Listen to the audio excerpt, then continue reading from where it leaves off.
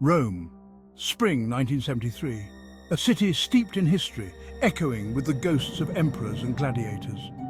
Ancient ruins whispered tales of bygone eras. The air was thick with the scent of jasmine and the promise of warm nights.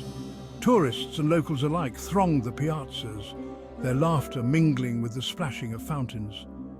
Yet beneath this vibrant tapestry, a sinister plot was brewing, one that would shatter the tranquility of the Roman summer and expose the dark underbelly of unimaginable wealth.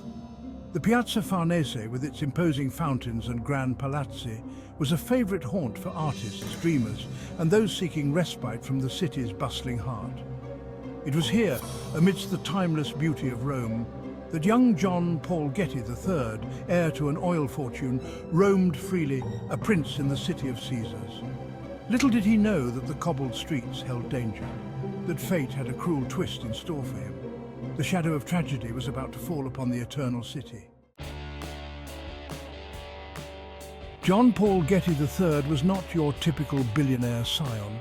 He was a rebel, a free spirit who chafed against the gilded cage of his family's legacy. Born into unimaginable wealth, he seemed determined to forge his own path, to escape the suffocating expectations that came with the Getty name. He embraced the bohemian lifestyle of 1970s Rome. He was a familiar face in the city's art studios and nightclubs. He dated models and actresses, dabbled in painting and spoke fluent Italian. To the casual observer, he seemed to have it all: youth, good looks, and a fortune that most could only dream of. But beneath the surface, a sense of restlessness simmered. He craved something more, something authentic, something beyond the reach of money. He sought escape from the weight of his family's expectations, a weight that would soon become unbearable. The night of July 10th, 1973 began like any other in Rome. The air was thick with the scent of honeysuckle. Scooters buzzed through the labyrinthine streets. John Paul Getty III, just 16 years old, was out with friends, enjoying the freedom of the city. They hopped between cafes, laughing and joking, oblivious to the danger lurking in the shadows. As the night wore on, John Paul found himself alone, walking towards the Piazza Farnese.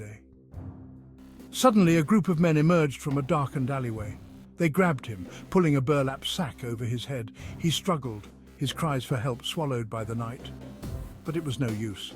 He was bundled into the back of a waiting van, which sped off into the labyrinthine streets of Rome, leaving behind only the echo of his terror. John Paul Getty III, the rebellious heir, had vanished.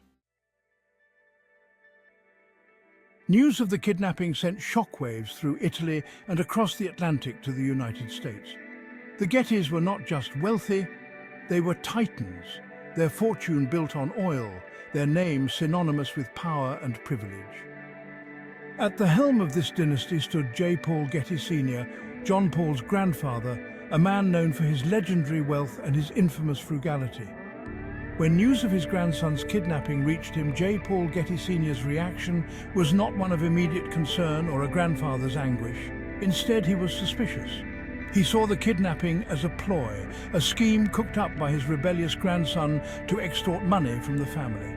He refused to pay the ransom, famously declaring, "I have 14 other grandchildren, and if I pay 1 penny now, I'll have 14 kidnapped grandchildren." His words, cold and calculating, sent a chill through the hearts of those who prayed for John Paul's safe return.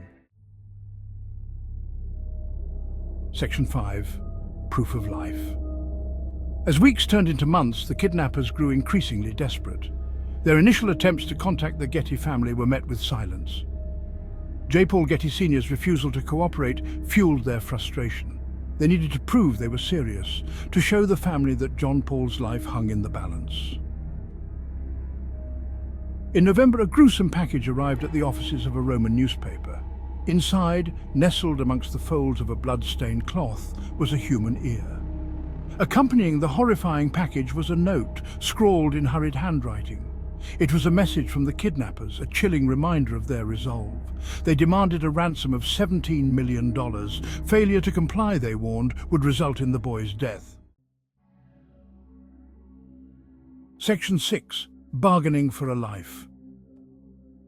The arrival of John Paul's ear shattered any illusions the Getty family might have held about the gravity of the situation. The gruesome proof of life shook them to their core. Still, J. Paul Getty Sr. remained unmoved. He agreed to negotiate with the kidnappers, but only on his terms. After weeks of tense back and forth, a deal was struck.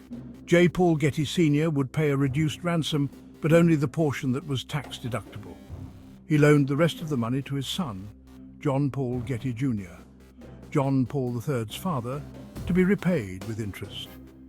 The family patriarch had bargained for his grandson's life, as if he were haggling over the price of a prized painting. His actions, devoid of warmth or compassion, painted a chilling portrait of a man consumed by his own wealth. Section 7. Freedom's Heavy Price. On December 15, 1973, after 5 agonizing months in captivity, John Paul Getty III was released. He was found dazed and disoriented at a gas station in southern Italy. His ordeal was over, but the trauma of his abduction had left an indelible mark. He had lost an ear, a permanent reminder of his captivity. His weight had plummeted, his body weakened by months of malnourishment and fear, but the physical scars were nothing compared to the psychological wounds that ran deep. He returned a changed young man, haunted by the memories of his ordeal, his spirit broken by the callous indifference of his own flesh and blood. Section 8. Scars that run deep. The years following his release were a struggle for John Paul Getty III. He battled addiction, the demons of his past refusing to let him go. He tried to piece his life back together, to find solace in art and family. He married, had a son, a glimmer of hope in the darkness. But the trauma of his kidnapping lingered. He suffered from PTSD, the memories of his captivity resurfacing in nightmares and flashbacks. He sought escape in drugs and alcohol, a desperate attempt to numb the pain that haunted him. His life, once filled with promise, became a cautionary tale of the devastating effects of wealth and the corrosive nature of greed. Section 9. A family fractured. The kidnapping of John Paul Getty III cast a long shadow over the Getty family.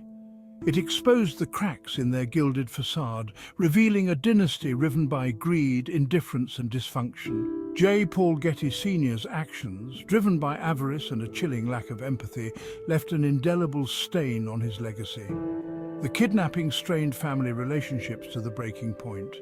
John Paul Getty Jr., deeply affected by his son's ordeal and his own father's heartlessness, spiraled further into addiction. The family patriarch, once a symbol of American enterprise, became a pariah, his name synonymous with cold-hearted greed. His vast fortune, amassed through shrewd business dealings, could not buy back his grandson's innocence, nor could it mend the fractured bonds of family. Section 10. The Illusion of Fortune. The story of John Paul Getty III is a stark reminder of the fragility of life, the unpredictable nature of fate. It lays bare the illusion of wealth, its power to corrupt and isolate. It forces us to confront uncomfortable truths about family, loyalty, and the price of freedom. John Paul Getty III's life, though tragically cut short, serves as a cautionary tale. It reminds us that true wealth lies not in material possessions, but in the strength of human connection, the power of empathy, and the unwavering love of family. It is a story that continues to resonate today, a reminder that even amidst unimaginable wealth, the human spirit remains vulnerable, and the bonds of family can be as fragile as a whisper in the wind. If you enjoyed this video, don't forget to subscribe to my channel for more intriguing stories.